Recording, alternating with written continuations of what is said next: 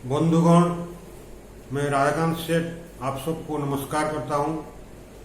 आज का एपिसोड में मैं बताऊंगा बोडरमा घाटी के बारे में। वो बोडरमा घाटी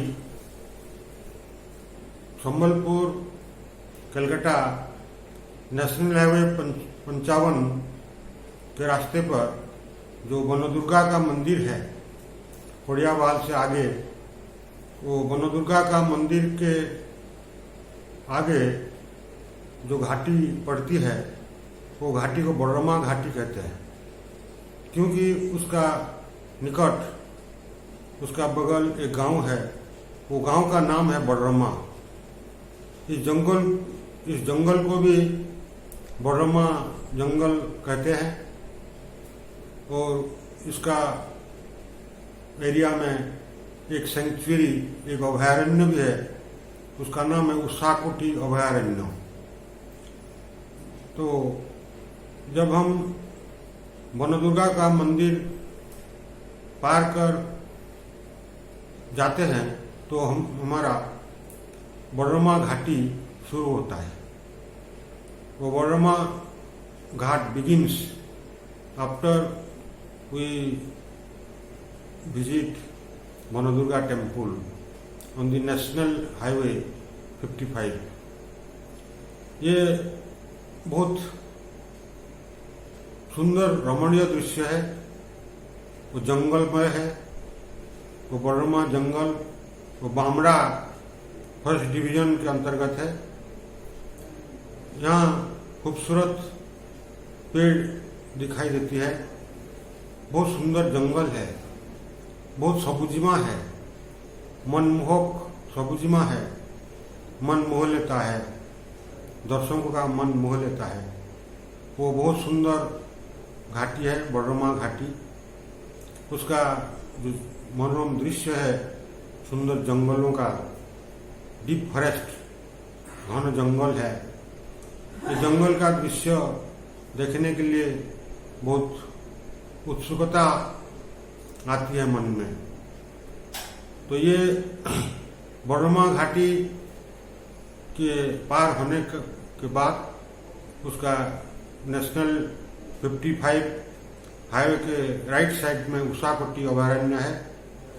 वो उषाकोटी अभयारण्य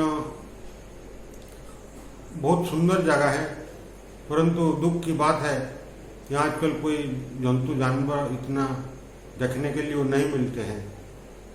तो ये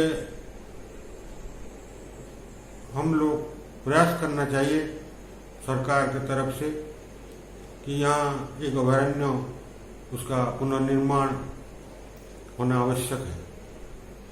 तो ये जो घन जंगलमय है, वो जंगल देखने का लायक है, बहुत सुंदर जगह है।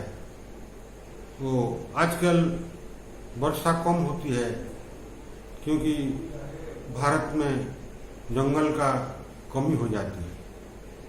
1/3 area of the country should be covered by forest.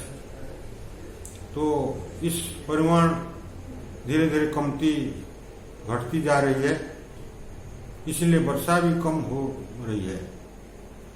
और पेड़ का जो महत्व है वो तो शास्त्रों में भी उल्लेख है। शास्त्रों में कहा गया है कि एक पेड़ 10 पुत्र के समान है।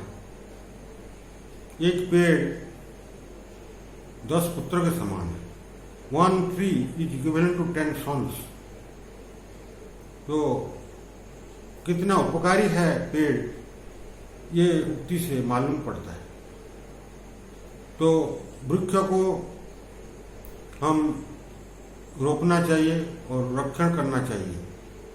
इसके वृक्ष के जो श्वास निश्वास है, निश्वास प्रश्वास है, वो अंगारकाम्ल बाष्प को वो ले लेती है और अम्लजान को छोड़ देती है। इसलिए वो अम्लजान हमारे लिए, मानव समाज के लिए, पशु पक्षियों के लिए, मानव के लिए बहुत महत्वपूर्ण है, बहुत आवश्यक है। तो इसलिए हरा भरा जंगल हमको चाहिए। बहुत वृक्षों का होना आवश्यक है ये धरती पर। ये शास्त्रों में और भी, विज्ञान में और एक उक्ति आती है, वो है प्राइमर्डियल फॉरेस्ट। तो प्राइमर्डियल फॉरेस्ट क्या होता है? प्राइमर्डियल फॉरेस्ट मीन्स जो आदिम समय का, जो एंशिएंट टाइम में, प्राचीन काल में जो जंगल था उसको प्राइमर्डियल फॉरेस्ट कहते थे। प्राइमर्डियल फॉरेस्ट मीन्स जो वही वो जंगल है जहां एक भी पेड़ नहीं काटा गया है, जो पूर्ण वृक्षमय जंगल है। वहां कोई काटा हुआ वृक्ष नहीं दिखा जाता है। तो ये प्राइमर्डियल फॉरेस्ट आजकल नहीं है। सभी जंगलों में वृक्ष काटा जाता है, इसलिए जंगल कम होती जा रही है, घटती जा रही है। तो ऐसे परिस्थिति पर हम जब बड़रमा जंगल को देखते हैं, मन में बहुत आनंद आती है। बहुत सुंदर, देखने के लिए तो बहुत सुंदर है, हरियाली है, और इसका जो महत्व है, उसका जो उपकारिता है, वो भी अवर्णनीय है। वो वर्षा करने के वो बहुत साहाय्य करती है, मेघ को साहाय्य करती है वर्षा करने के लिए। तो ऐसे बड़रमा घाटी है, बड़रमा जंगल है। ये बड़रमा जंगल को सुरक्षा करना हमारा कर्तव्य है। और जो उषाकोटी अरण्य है, उषाकोटी अभयारण्य है, उसका जो आइडियल लोकेशन है, जहाँ वो स्थित है, बहुत आदर्श जगह पर स्थित है। इसको डेवलप करना हमारा नैतिक कर्तव्य बन जाता है। जो इकोसिस्टम है, बायोलॉजिकल सिस्टम है, उसको हम सुरक्षा करना हमारे लिए नैतिक कर्तव्य बन जाता है। इसलिए उषाकोटी अभयारण्य का पुनर्निर्माण बहुत आवश्यक है। इतना सुंदर जगह, इतना सुंदर लोकेशन और कहीं नहीं मिलेगा। पहले तो बहुत जंतु जानवर थे। हम जब 1977 में एक पिकनिक गए थे, तो लोग पटना वो देवगढ़ गए थे, प्रधानपाट जो जलप्रपात है। तो उसका रिटर्न करने के समय में हम उषाकोटी को देखने के लिए गए थे। उसी टाइम बहुत जंतु जानवर थे, बहुत आनंद मिला। तो 1977 का बात है। तो आज 2022 है, बहुत बरस व्यतीत हो गया है, बहुत वक्त चला गया है। इसी के बीच वो जंतु जानवर भी चले गए हैं। वो जंतु जानवर आज नहीं है उषाकोटी में, ये बहुत दुख की बात है। तो इसको पुनर्निर्माण करना, पुनर्निवास करना हमारे लिए कर्तव्य बन जाता है। इतना सुंदर लोकेशन बहुत कम जगह में मिलेगा। तो बड़रमा जो फॉरेस्ट एरिया है, बड़रमा घाट है, वो देखने के लिए लायक है। तो बंधुगण,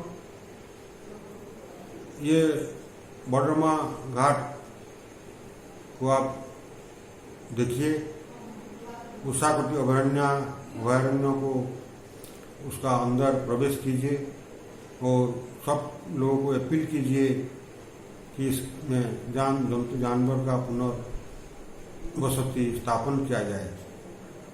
ये बहुत रोचक जगह होगा और हमारे जो विरासत है, जो नेचर, प्रकृति का विरासत है, वो प्रकृति का विरासत को हम बचाना चाहिए। ये विरासत को हम लॉस करना नहीं चाहिए, खोना नहीं चाहिए। तो इसीलिए ये बॉर्डर फॉरेस्ट एरिया को हम प्रायोरिटी देना चाहिए, इसका सुरक्षा करना चाहिए। और ऐसा करने से तो टूरिज्म का भी बहुत डेवलप होगा, बहुत दर्शक लोग आएंगे देश से, देश बाहर से, प्रकृति प्रेमी बहुत आएंगे, जंतु प्रेमी बहुत आएंगे, और जो परिव्राजक है वो लोग भी यहाँ आने को उन लोगों को मन लगेगा। तो इसलिए बंधुगण, आज इतना ही। हम जाते समय हम फिर अनुरोध करेंगे कि ये बॉर्डर फॉरेस्ट एरिया को बचाया जाए, हमारा जो प्रकृति का विरासत हो उसको बचाया जाए।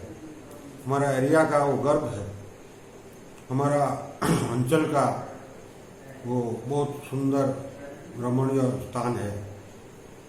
तो इसीलिए हम जरूर प्रयास करना चाहिए। तो इसीलिए बंधुगण, ये आज मैं अपना वाणी को विराम देता हूँ। फिर कभी वो फॉरेस्ट के बारे में, बॉर्डरमा फॉरेस्ट, बामरा फॉरेस्ट एरिया के बारे में और कुछ बहुत कहानी भी है, वो संस्कृति है, इसके बारे में और एक एपिसोड में मैं आप लोगों को सूचना दूंगा।